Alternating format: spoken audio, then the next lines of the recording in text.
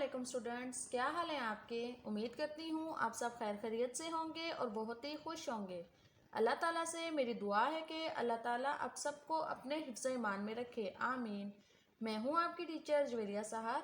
आज मैं आपके लिए एक न्यू वीडियो लाई हूँ जिसमें हम फर्स्ट ईयर के मैथ्स को स्टार्ट करेंगे और चैप्टर नंबर 1 करेंगे। वीडियो शुरू करने से पहले आपसे रिक्वेस्ट है कि आप मेरे चैनल को सब्सक्राइब करें और बेल आइकन को क्लिक करें ताकि मेरी रोज़ आने वाली न्यू वीडियो का नोटिफिकेशन सबसे पहले आपको मिले। अगर आपको मेरी वीडियो अच्छी लगे तो वीडियो को लाइक ज़रूर करें। अगर आपको किसी एक्सरसाइज या किसी टॉपिक में कोई प्रॉब्लम हो तो आप मुझसे कमेंट सेक्शन में रब्ता कर सकते हैं। चलें अब वीडियो स्टार्ट करते हैं। बिस्मिल्लाहिर्रहमानिर्रहीम। शुरू करती हूँ अल्लाह के पाक नाम से जो बड़ा मेहरबान नहायत रहम करने वाला है। सबसे पहला चैप्टर है नंबर सिस्टम। नंबर सिस्टम को चैप्टर को स्टार्ट करने से पहले मैं थोड़ा आपको नंबर सिस्टम के बारे में इंट्रो दे दूँ। नंबर सिस्टम होता क्या है और ये कैसे बने। स्टार्ट में जब इंसानों ने अपनी ज़िंदगी का आगाज़ किया तो उनको काउंटिंग में बहुत मुश्किल आती थी। ये मैं उस ज़माने की बात कर रही हूँ जब लोग पत्थरों से आग जलाते थे। ह्यूमन लाइफ बहुत ही सिंपल थी। तब लोग अपना गुज़र बसर करते थे बकरियां चराकर। अब देखिए आपके माइंड में आ रहा है 0 1 2 3 4 5 6 7 8 एंड 9। ये वो नंबर हैं जो कि जिनकी बेस पे हमने बाकी सारे नंबर बनाए। ये नंबर वजूद में कैसे आए इसके बारे में आपको बता रही हूँ कि जब इंसान बकरियां चराने लगे तो उस वक्त हर्ड्समैन के नाम का एक चरवाहा था, बकरियां चराता था। और उस ज़माने में बकरियों को चराना एक कॉमन पेशा समझा जाता था और वो अच्छा पेशा समझा जाता था। तब उस ज़माने में बहुत सारी बकरियां होती थी लोगों के पास। तो जब जिस हर्ड्समैन चरवाहे ने क्या किया कि 2 थैलियां बनाई हुई थी, 2 बॉक्सेस बनाए हुए थे अपने पास। थैली कह लें, बॉक्सेस कह लें या कोई कपड़ा कह लें, जिसमें उसने पत्थर जमा किए हुए थे। तो जब वो जंगल में जाता था बकरियां चराने के लिए तो क्या करता था कि एक पत्थर उठा के दूसरी थैली में डाल देता था। जितनी बकरियां उसके सामने से गुजर के जा रही होती थी ना, लाइन वाइज, एक बकरी गुजर के गई तो उसने एक पत्थर डाल दिया दूसरी थैली में, दूसरी बकरी गई तो दूसरा पत्थर उठा के दूसरी वाली थैली में डाल दिया। फिर जब तीसरी बकरी गुजर के गई तो वहाँ उसने तीसरा पत्थर डाल दिया। इस तरह करते करते उसकी एक थैली खाली हो जाती थी और सब बकरियां चली जाती थी। अब जब शाम के टाइम होता था, शाम में बकरियों को वापस लेके आना था। वापस जब आती थी सारी बकरियां तो उसके पास अब काउंटिंग तो नहीं तो पता थी उसको कि 1 2 कैसे है, क्या हम 1 2 3 4 कुछ भी नहीं पता। तो वो क्या करता था, वो जो थैली भर जाती थी अब उसको पता था कि इस थैली में चलें फ़र्ज़ करें उसमें हम कह दें कि 50 पत्थर हमने जमा कर उस बंदे ने जमा किए, ठीक है, 50 बकरियां चलेगी। अब शाम के टाइम जब वो वापस आती थी तो वो क्या करता था, वो ही दूसरी थैली में से काउंटिंग स्टार्ट कर देता था। जब एक बकरी गुजर के गई तो एक पत्थर उठा के उसने पहली वाली थैली में डाल दिया, फिर दूसरा पत्थर, फिर तीसरा पत्थर, चौथा पत्थर, ऐसे करते करते वो टोटल 50 पत्थर जमा कर लेता था जब सारी बकरियां गुजर जाती थी। अगर फ़र्ज़ करें कोई एक आध बकरी उसकी मिस हो जाती थी तो वो उसके फर्स्ट थैली में एक पत्थर रह जाता था। वहां से उसको अंदाज़ा हो जाता था कि मेरे पास एक बकरी यहाँ पे कम है, फिर वो उसको ढूंढता था। ये उस ज़माने की बात कर रही हूँ जब काउंटिंग नहीं थी। फिर थोड़ा थोड़ा आगे चलते गए तो फिर हमारे पास आगे नेक्स्ट पे आया लाइंस का सिस्टम। इसको कहेंगे लाइन सिस्टम। लाइन सिस्टम जब आया तो ये बहुत अरसा चला। इस सिस्टम में जब हमारे पास लोगों ने ना लाइंस की जिसको आजकल कहते हैं टैली बार की फॉर्म में नंबर काउंटिंग शुरू कर दी कि 1 2 3 4 5 6 7 8 9 10। फिर उसके बाद थोड़ा सा आगे एडवांस हुआ तो फिर हमारे पास टैली बार के शक्ल को देखें किस तरीके से कर दिया उन्होंने कि 1 2 3 4 एंड देन 5 जब आया तो उन्होंने उस पाइल को एक निशान लगा दिया कि यहाँ पे इस पाइल में हमारे पास 5 चीज़ें हैं। फिर उसके बाद दोबारा उन्होंने किया तो 1 2 3 4 एंड देन 5 पे निशान लगा दिया कि ये 5 चीज़ें हमारे पास हैं। फिर 2 पाइल्स जब इकट्ठे हुए तो उनको ऐड कर दिया तो वो क्या बन गए 10। लेकिन जब ये थोड़ा सा अरसा ये टैली बार का सिस्टम रहा। लेकिन जब आगे हम चले थोड़ा सा और आगे चले, जब 1000 की बात आ गई, 10,000 की बात आ गई, लाख की बात आ गई तो वहाँ जाके फिर क्वेश्चन मार्क आ गया कि अब क्या करें। फिर काफ़ी सौ साल गुजरने के बाद इजिप्शियन आ गए, उन्होंने सिंबल इस्तेमाल करना शुरू कर दिए। जैसे ये वाला सिंबल उन लोगों ने 10 के लिए इस्तेमाल कर दिया, ये वाला सिंबल उन लोगों ने 100 के लिए इस्तेमाल कर दिया। ठीक है, जब ये सिंबल इस्तेमाल करना शुरू हुए तो फिर उसके बाद उन्होंने इस सिंबल के अकॉर्डिंग नंबर्स पे काम करना शुरू कर दिया। जैसे अब देखें 1 2 3 4 5 6 7 8 9 10, यहाँ तक की बात ठीक थी, 10 तक की बात आ गई। लेकिन जब उन्होंने 10 लिखा तो 10 को उन्होंने कैसे लिखा, ये देखिए 10 के इक्वल 10 को उन्होंने इस फॉर्म में लिख दिया। ठीक है, इसी तरह 100 को उन्होंने इस फॉर्म में लिख दिया। अब ये बाकी मैं आपको पिक्चर के थ्रू एक और बता रही हूँ कि उन्होंने इस नंबर के थ्रू, इस सिंबल्स के थ्रू नंबर्स को डिस्ट्रीब्यूट कर दिया कि हम सिंबल ड्रॉ करेंगे तो हमारे पास एक नंबर बन जाएगा। जैसा कि आपकी बुक में पेज नंबर 1 पे भी उन्होंने बात की है कि जैसे देखें हमारे पास अगर उनके पास होता था 324 नंबर, तो वो उसको लिखते कैसे थे, वो उसको लिखते थे 3 1 2 3 100 100 100, फिर 2 2 एंड फिर उसके बाद 4 1 2 3 4। इस फॉर्म में वो इसको लिख देते थे कि हमारे पास 324 नंबर बना। बट ये नंबर सिस्टम भी काफ़ी अर्सा नहीं चला, काफ़ी अर्सा चलने के बाद फिर ये भी स्टॉप हो गया, क्योंकि देखें उसके बाद जब बड़ी वैल्यूज़ की बात आ गई वहाँ जाके फिर ये लोग फंस गए। फिर उसके बाद हाँ एक मैथमेटिशियन आया जिसका नाम था अबू अल-मूसा खारिज़मी। उसने स्टडी किया एंगल्स पे, उसने स्टडी, देखिए नंबर्स की बात तो ख़त्म होगी, नंबर्स तक उसने यहाँ तक ही डाला, लेकिन उसके बाद जब स्टडी उसने किया एंगल्स पे,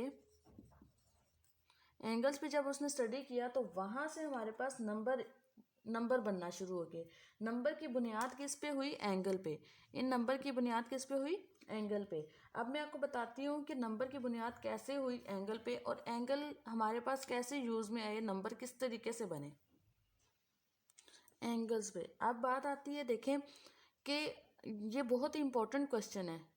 0 1 2 3 4 5 6 7 8, उस टाइम 1 को ऐसे लिखा जाता था, फिर 2 को ऐसे लिखा जाता था, 3 को ऐसे लिखा जाता था, 4 को ऐसे लिखा जाता था, 5 को ऐसे, 6 7 को ऐसे लिखा जाता था,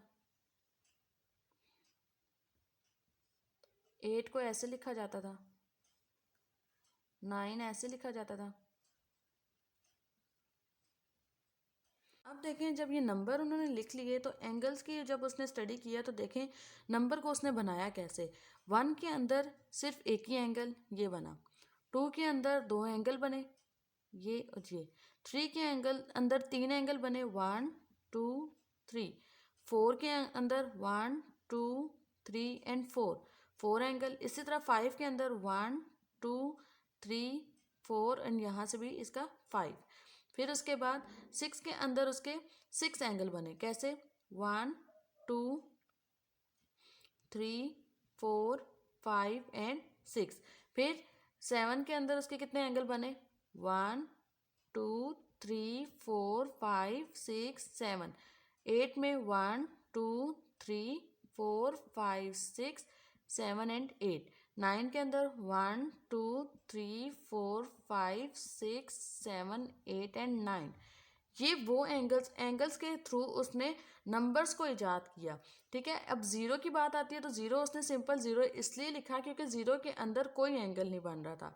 अब ये इम्पोर्टेंट क्वेश्चन MCQs में भी आता है, और जब आगे FPSC या किसी का टेस्ट वगैरह भी दें तो हमारे पास तब भी ये क्वेश्चन आता है कि why 2 is 2 या why 7 is 7, why 9 is 9।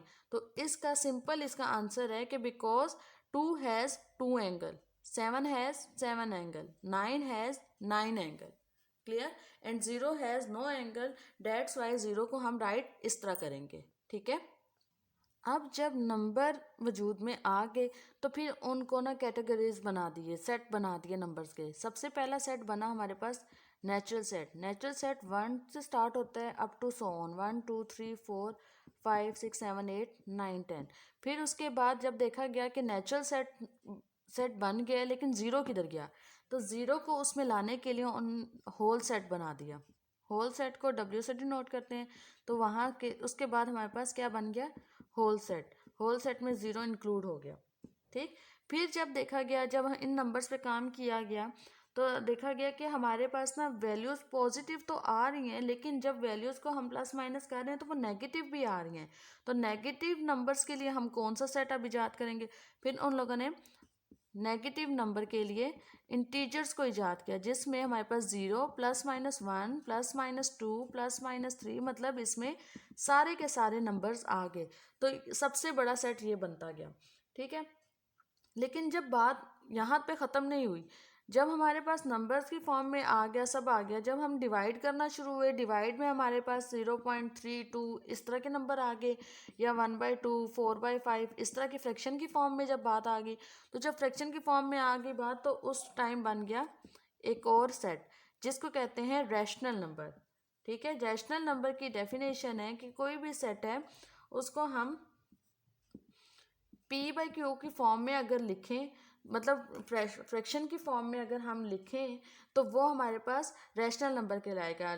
देखें, P/Q, P एंड Q जो है वो बिलोंग कर रहा है रियल नंबर को, and Q is not equal to 0। Sorry, P and Q belong कर रहा है इंटीजर्स को। ठीक है, उस टाइम रियल नंबर अभी नहीं बने थे, इंटीजर्स को बिलोंग कर रहा है, लेकिन Q is not equal to 0। अगर Q इक्वल टू 0 हो जाता है तो वो इन्फिनिटी बन जाता है। इन्फिनिटी मतलब कुछ भी नहीं। तो फिर उसके बाद दोबारा बात आई, देखें कुछ नंबर तो ऐसे थे कि जिनको हम 4/5 5/6 और उनके हमारे पास आंसर भी एग्जैक्ट आ रहे, जैसे 0.32 0.5 0.314 इस तरह के एग्जैक्ट नंबर आ रहे हैं हमारे पास आंसर। लेकिन कुछ नंबर ऐसे भी आए बीच में जिनमें हमारे पास स्टॉप पॉइंट नहीं था, या वो चलते ही जा रहे थे, जिस तरह के 0.453210 ये इस तरह के कोई नंबर बड़ी बड़ी वैल्यूज़ आ रही हैं और वो चलती ही जा रही हैं। तो उन नंबर को उन्होंने फिर उस पर काम करना शुरू कर दिया कि अब उसको कैसे बनेंगे। तो रैशनल नंबर के अकॉर्डिंग उन्होंने इररेशनल नंबर बना दिए कि हमारे पास वो फ्रैक्शन की फॉर्म में है, लेकिन हमारे पास वो चलते जा रहे हैं। ठीक है, उसको फिर उन्होंने कैसे कर दिया कि P/Q की फॉर्म में नॉट इक्वल टू P/Q की फॉर्म हो, और P और Q इंटीजर से बिलोंग कर रहा है, और Q is not equal to 0। ठीक है, अब यहाँ पे इन दोनों में फ़र्क आपको बता दूं कि रैशनल और इररेशनल नंबर में फ़र्क मेन क्या चीज़ होती है। रैशनल नंबर में देखें, हमारे पास कोई भी नंबर होगा वो फ्रैक्शन की फॉर्म में लिखा जाएगा, लेकिन वो पॉइंट की फॉर्म में भी लिखा जाएगा। ठीक है, इररेशनल नंबर में हमारे पास फ्रैक्शन की फॉर्म में नंबर नहीं होगा और वो पॉइंट की फॉर्म में चलता जाएगा अप टू सो ऑन। ठीक है, फिर उसके बाद आता है, जब इन्होंने इस पे काम किया तो पता चला कि यहाँ पे हमारे पास फिर नंबर कम आ रहे हैं। तो इन दोनों का कंबाइन, कुछ के नंबर फ्रैक्शन की फॉर्म में आ रहे हैं, कुछ के नंबर ऐसे आ रहे हैं, तो इन दोनों को फिर एक और सेट बना जो कि कंबाइन सेट बना। इन दोनों का रैशनल एंड इररेशनल का कंबाइन सेट बना, उसको कहेंगे रियल नंबर। उसको क्या कहेंगे? Real number. रियल नंबर में सब नंबर्स आ गए, मतलब कि रैशनल यूनियन इररेशनल नंबर, सब के सब नंबर आ गए जो कि रियल नंबर कहलाया। ठीक है, और उस टाइम ये सबसे बड़ा सेट बन गया था। सबसे बड़ा सेट तब माना जाता था कि ये रियल नंबर सबसे बड़ा सेट है। ठीक है, जब रियल नंबर आए तो उन्होंने स्टॉप कर दिया और कह दिया कि रियल नंबर जो है हमारे पास सबसे बड़ा सेट है। तो उन्होंने इस पर जब काम शुरू हो गया, नॉर्मल चलता गया, तो हमारे पास देखिए 1 का जब उन्होंने स्केयर लिया तो 1 आया, 2 का स्केयर लिया तो 4 आया, 3 का स्केयर लिया तो 9 आया। इसी तरह जब माइनस इंटीजर्स की बात कर रहे थे ना, तो -1 का जब उन्होंने स्केयर लिया तब भी 1, -2 का स्केयर लिया तब भी 4, -2 का स्केयर 4 क्यों आया, एंड -3 का स्केयर 9 क्यों आया? देखें, -3 का स्केयर 9 इसलिए आया कि -3 को 2 दफ़ा उन्होंने आपस में मल्टीप्लाई किया, तो 3 3 ज़ार 9 और माइनस माइनस हो गया प्लस। ये वो नंबर्स हैं जो हमारे पास पॉजिटिव, स्केयर जब लेते गए तो हमारे पास जो नेगेटिव था वो भी पॉजिटिव होता गया। लेकिन कुछ नंबर्स ऐसे भी है, जब स्केयर की बात हुई, स्केयर का अल्टरनेट दूसरा बना अंडर रूट। जब अंडर रूट आया तो अंडर रूट जब मैंने 1 का लिया, उन लोगों ने लिया 1 का लिया तो 1 आया। फिर अंडर रूट जब उन्होंने 2 का लिया, क्वेश्चन मार्क आ गया। जब अंडर रूट 3 का लिया, क्वेश्चन मार्क आ गया। फिर उसके बाद अंडर रूट जब उन्होंने 4 का लिया तो वो हमारे पास आंसर आ गया 2। अब ये क्वेश्चन मार्क जो आ गया वो हमारे पास ये बनता था। अब वही बात आ गई कि ये रैशनल है इररेशनल नंबर, ये इररेशनल नंबर बन गया।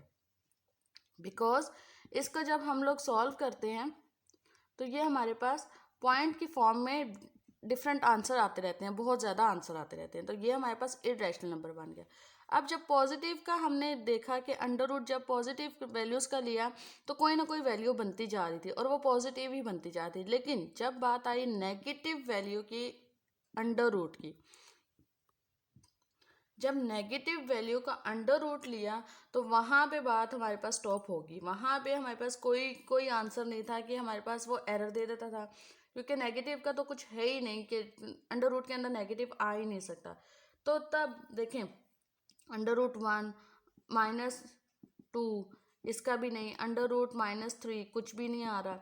तो फिर तब एक और नई चीज़ इजाद में आई, क्योंकि देखें अभी तक कोई भी इस तरह का कोई माइनस के फॉर्म में अंडर रूट के अंदर माइनस जब भी लगाएंगे तो वो एरर आ जाएगा। तो उन लोगों ने एक सिंबल इसका इजाद किया जो कि जिसको डिनोट किया आयोटा की फॉर्म में।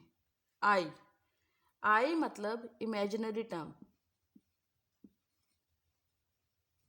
Imaginary number. ये कोई भी इमेजिनरी नंबर है जो कि माइनस को इन्होंने रिप्रेजेंट कर दिया, -1। तो आई जो हो गया वो अयोटा हो गया।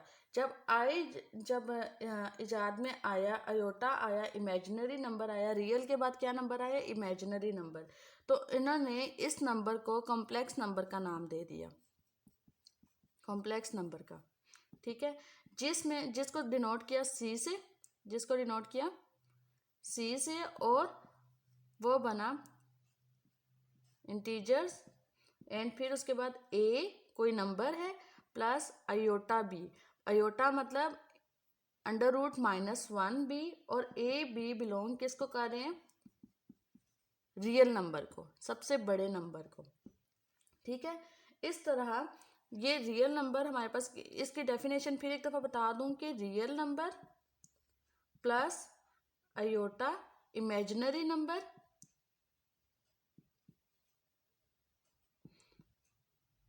और फिर एक और कोई रियल नंबर आ गया, ये हमारे पास डेफिनेशन बन गई कॉम्प्लेक्स नंबर की। क्लियर? यहाँ से ये पता चला कि रियल नंबर हमारे पास सबसे बड़ा सेट नहीं है। रियल नंबर के बाद हमारे पास एक और सेट भी बन गया जो कि कॉम्प्लेक्स नंबर का सेट बना, वो सबसे बड़ा सेट बना। ठीक है, अब मैं आपको एक डायग्राम बना के उसके अकॉर्डिंग आपको समझाने की कोशिश करूंगी कि हमारे पास जो नंबर सिस्टम, नंबर्स बने कैसे थे।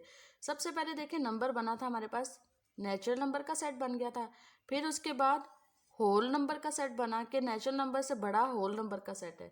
लेकिन कुछ अर्से बाद पता चला कि होल नंबर तो सबसे बड़ा सेट नहीं है, उसमें तो हमारे पास पॉजिटिव सारी वैल्यूज़ आ रही हैं, नेगेटिव की तो बात ही नहीं हो रही। तो नेगेटिव के लिए भी हमारे पास कौन सा बन गया था, इंटीजर्स का। जब इंटीजर्स का बना तो 0 +-1 +-2 सबसे बड़ा सेट बन गया। लेकिन थोड़े अरसे बाद फिर पता चला कि यहाँ पे तो स्टॉप हो रहा है कि जब फ्रैक्शन की फॉर्म में बात हो रही है तो तब तो हमारे पास कोई सेट ही नहीं है। तो फिर उन लोगों ने क्या किया, किसका सेट बना दिया, रैशनल नंबर का सेट बना दिया, जिसमें हमारे पास p/q की फॉर्म में वैल्यूज़ आना शुरू होगी। जब रैशनल नंबर का सेट बना तो फिर उसके बाद वो इरेशनल की बात हुई कि इरेशनल नंबर भी है। अब इन दोनों को कंबाइन करना था, कंबाइन करने के लिए उन्होंने एक और सेट बना दिया जो कि बना रियल नंबर का सेट। रियल नंबर का जब सेट बना, बेसिकली यहाँ पे आके स्टॉप हो गया कि ये सबसे बड़ा सेट है। लेकिन फिर जब काम इस पे किया तो पता चला कि हमारे पास अंडर रूट -1 की भी कोई वैल्यू नहीं है। अंडर रूट के अंदर जब माइनस आ जाता है तो उसकी कोई वैल्यू नहीं आती। फिर उन लोगों ने क्या किया, एक सबसे बड़ा सेट बना दिया जिसको कह दिया कॉम्प्लेक्स नंबर का सेट। इस डायग्राम के थ्रू आपका कॉन्सेप्ट तो क्लियर हो गया होगा कि देखें कि सबसे बड़ा सेट कॉम्प्लेक्स नंबर, देन उसके बाद उससे छोटा रियल, उससे छोटा रैशनल, उससे छोटा integer, then whole and then natural. Natural number शुरू में तो सबसे बड़ा सेट बना था, लेकिन अब कॉम्प्लेक्स नंबर जो है सबसे बड़ा सेट है। ठीक है। अब देखें, मैं एक डायग्राम और बनाती हूँ जिसमें आपको बता दूँ कि इस पूरे चैप्टर में हमने पढ़ना क्या है। देखें, नंबर सिस्टम को नंबर सिस्टम की दो टाइप्स हैं। एक है रियल नंबर और एक क्या है, इमेजिनरी नंबर।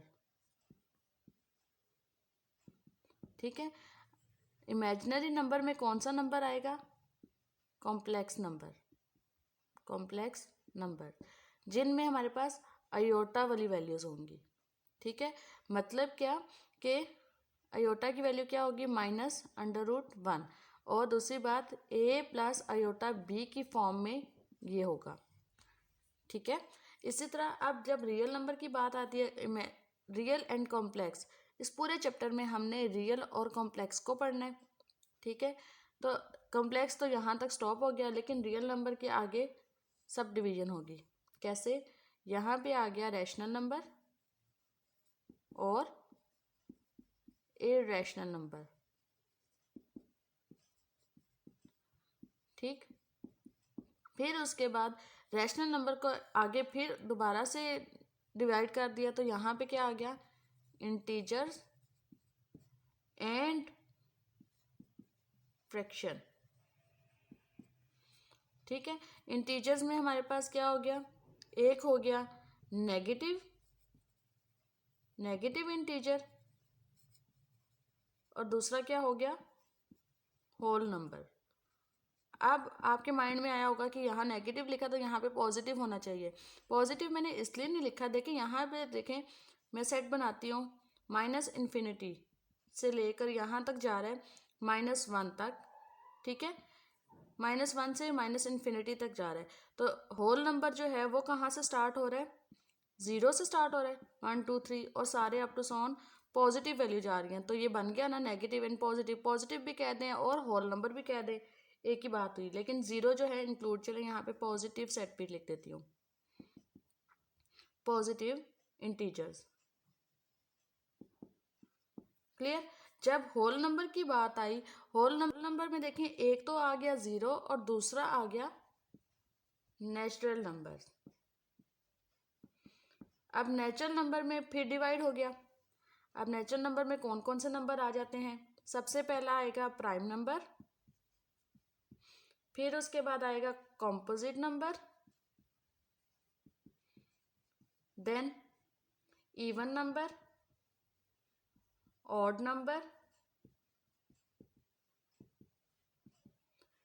नंबर्स, और फिर उसके बाद परफेक्ट नंबर। अब ये परफेक्ट नंबर पे भी आपको समझाती हूँ कि परफेक्ट नंबर होता क्या है। सबसे पहले मैं आपको prime number, composite number, even, odd and perfect number की डेफिनेशन भी बता देती हूँ।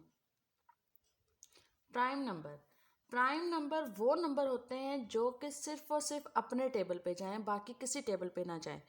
जैसे कि हमारे पास 2 है, 3 है, 5 है, 7 है, 9 नहीं, 10 नहीं, 11, 13 अप टू सो ऑन। अब मैं आपको बताती हूँ कि देखें, 2 जो है सिर्फ अपने टेबल पे जाता है, 2 के और कोई टेबल ऐसा नहीं है कि जो 2 पे जाए। इसी तरह 3 की बात करें तो 3 1 ज़ा 3 होगा, इसके अलावा कोई और नंबर नहीं है जो कि 3 के आगे आंसर दे। इसी तरह 5 की बात करें, 5 1 ज़ा 5 ही होगा, कभी भी 5 किसी और टेबल पे नहीं आएगा। जैसे देखें 4 है, 4 मैंने क्यों नहीं लिखा? देखें 4 एक तो अपने टेबल पे भी जा रहा है, 4 1 ज़ा 4। फिर उसके बाद दूसरा क्या आ रहा है कि 2 भी हो रहा है, कि मतलब 2 के टेबल पे भी जा रहा है 4, तो इसलिए 4 हमारे पास ये प्राइम नंबर नहीं है। इसी तरह 5 है। 6 की बात करें तो 6 क्या है? 6 1 ज़ा 6, फिर 2 के टेबल पे भी जा रहा है, 2 3 ज़ा 6, और 3 के टेबल पे भी जा रहा है, 3 2 ज़ा 6। तो इस वजह से ये प्राइम नंबर नहीं है। प्राइम नंबर की डेफिनेशन यही है कि जो सिर्फ और सिर्फ अपने टेबल पे जाए वही होता है प्राइम नंबर। अब यहाँ पे बात आती है एमसीक्यूज की, कि हमारे पास जब पेपर आता है, पेपर में एमसीक्यूज आ जाता है कि बताएं ऐसा प्राइम नंबर जो इवन भी हो, तो वो हमारे पास इसका आंसर होगा 2। 2 एक वाहिद इवन नंबर है जो कि प्राइम नंबर भी है। क्लियर? फिर उसके बाद बात आती है कॉम्पोजिट नंबर की। कॉम्पोजिट नंबर्स कौन से होते हैं? कॉम्पोजिट नंबर वो नंबर जो प्राइम नंबर नहीं होते, मतलब कि 4 हो गया, 6 हो गया, इसको भी लिख लेते हैं। 2 4 6, इनके अलावा जितने भी नंबर आएंगे वो सारे कॉम्पोजिट नंबर हैं। 8 9 10 11 प्राइम नंबर है तो वो नहीं लिखना। 12 14 15 up to so on. Clear. फिर आते हैं इवन नंबर। इवन नंबर कौन से हुए? 0 2 4 6 8 up to so on. Odd number, ये तो आप लोगों को पता ही होगा कि कौन से नंबर्स हैं। इवन और ऑड के बारे में तो आप जानते ही होंगे। 1 3 5 7 9 अप टू सो ऑन। अब बात आती है परफेक्ट नंबर। परफेक्ट नंबर्स कौन से होते हैं? परफेक्ट नंबर वो नंबर होते हैं कि जिनके फैक्टर भी बने, प्लस उसको फैक्टर बनाने के बाद जितने भी हमारे पास फैक्टर उसके बने उनको ऐड करो तो दोबारा वही रिजल्ट, वो जो नंबर हमने लिया होगा वही रिजल्ट आ जाए, उसको कहेंगे परफेक्ट नंबर। इसको एग्जांपल में आपको देके समझाती हूँ कि कैसे 6 के फैक्टर बनाते हैं। चले सबसे पहले फैक्टर बनाएंगे 1 इंटू 6 इज इक्वल टू 6, ठीक है। फिर 2 3 ज़ार 6, 3 2 ज़ार 6 और 6 इंटू 1 इक्वल टू 6। ये हमारे पास इसके फैक्टर बन गए। अब देखें जो फैक्टर बने हैं कौन कौन से बने हैं। 1 2 3, 6 को मैं इंक्लूड नहीं कर रही क्योंकि देखें 6 तो वही वाला नंबर है, इसलिए इसको इंक्लूड नहीं करना लास्ट वाले को। तो फिर हम क्या करेंगे, अगर इनको ऐड करें 1 + 2 + 3 क्या बन गया 6, तो दोबारा वही आंसर बन गया ना। 6 हमने लिया था और दोबारा वही बन गया, तो ये मेरे पास हो गया परफेक्ट नंबर। एक और एग्जांपल देके आपको समझाती हूँ। एक और एग्जांपल मैं लेती हूँ यहाँ पे 28 की, कि 28 परफेक्ट नंबर है या नहीं। तो चलिए पहले इसके फैक्टर बनाते हैं। 1 into 28 which is equal to 28, 2 into 14 equal to 28, फिर उसके बाद 4 इंटू 7 इज इक्वल टू 28, फिर 7 into 4 equal to 28, then 14 into 2 equal to 28, and last क्या हुआ 28 इंटू 1 इक्वल टू 28। अब मैंने कौन कौन से इसमें लेने हैं नंबर्स, फैक्टर कौन से लेने हैं? 1 2 4 7 एंड 12। 28 को नहीं लूँगी क्योंकि मैंने बताया कि 28 1 सा 28 जो है इसको रहने दे, इसको नहीं लेना क्योंकि वही नंबर दोबारा है। अब देखें इन फैक्टर्स को ऐड करते हैं 1 2 4 7 एंड 14, तो ये कितना बन गया 3 4 5 6 7 7 7 14 14 14 28। तो 28 हमारे पास परफेक्ट नंबर है। ये भी MCQs में क्वेश्चन आ सकता है। कोई भी आपको नंबर दे दिया जाएगा, उसके बारे में कहा जाएगा कि आप बताएं कि ये परफेक्ट नंबर है या नहीं है। क्लियर। आज का लेक्चर हमारा यहाँ तक ही। इंशाल्लाह ताला नेक्स्ट वीडियो में हम रैशनल और इरेशनल नंबर के बारे में पढ़ेंगे। फिर उसके बाद हम लोग प्रॉपर्टीज़ कुछ पढ़ेंगे, वो भी इंट्रो में है। ये इंट्रोडक्शन का chapter number 1 introduction part number 1 video है, फिर देन उसके वो जो वीडियो नेक्स्ट आएगी वो पार्ट नंबर 2 होगी। आज के लेक्चर को हम एक दफ़ा फिर रिकॉल करें कि आज हमने पढ़ा क्या। आज हमने पढ़ा है नंबर सिस्टम के बारे में, नंबर सिस्टम बने कैसे। उसके बाद हमने पढ़ा natural number, whole number, then उसके बाद हमने पढ़ा इंटीजर्स। इंटीजर्स के बाद हमारे पास आ गया रैशनल नंबर, इरेशनल नंबर, फिर उसके बाद आ गया रियल नंबर, एंड उसके बाद complex number. Natural number, natural number में भी हमारे पास जो डिफरेंट सेट थे उनके बारे में पढ़ा। सबसे पहला सेट हमारे पास कौन सा बना था? प्राइम नंबर का सेट बना था। प्राइम नंबर वो नंबर होते हैं जो कि सिर्फ अपने टेबल पे जाते हैं। फिर उसके बाद कॉम्पोजिट नंबर पढ़ा। कॉम्पोजिट नंबर प्राइम नंबर के अलावा जितने नंबर रहेंगे वो कॉम्पोजिट नंबर हो गए। इवन नंबर पढ़ा, ऑड नंबर पढ़ा, और लास्ट में हमने कौन सा पढ़ा? परफेक्ट नंबर के एक तो प्राइम नंबर की तरफ से एक MCQ आता है और एक परफेक्ट नंबर का दे दिया जाता है और उसके बारे में MCQ आता है। ठीक है, उम्मीद करती हूँ आपको मेरे पढ़ाने का अंदाज़ अच्छा लगा होगा और आपकी प्रॉब्लम भी सॉल्व हो गई होंगी। अगर मेरे पढ़ाने का अंदाज़ आपको अच्छा लगा है तो मेरी वीडियो को लाइक ज़रूर करें और कमेंट सेक्शन में मुझे अपना फीडबैक दें। एक बात और, वो बच्चे जो किसी चैप्टर या किसी एक्सरसाइज को समझना चाहते हैं तो वो मुझसे कमेंट सेक्शन में रब्ता कर सकते हैं, मैं उनके लिए स्पेशल वीडियो बना दूंगी। अब आपसे लेती हूँ इजाज़त। अपना और अपने प्यारों का ख्याल रखिएगा और मुझे दुआओं में याद रखिएगा। फ़ी अमानिल्लाह। अल्लाह हाफिज़।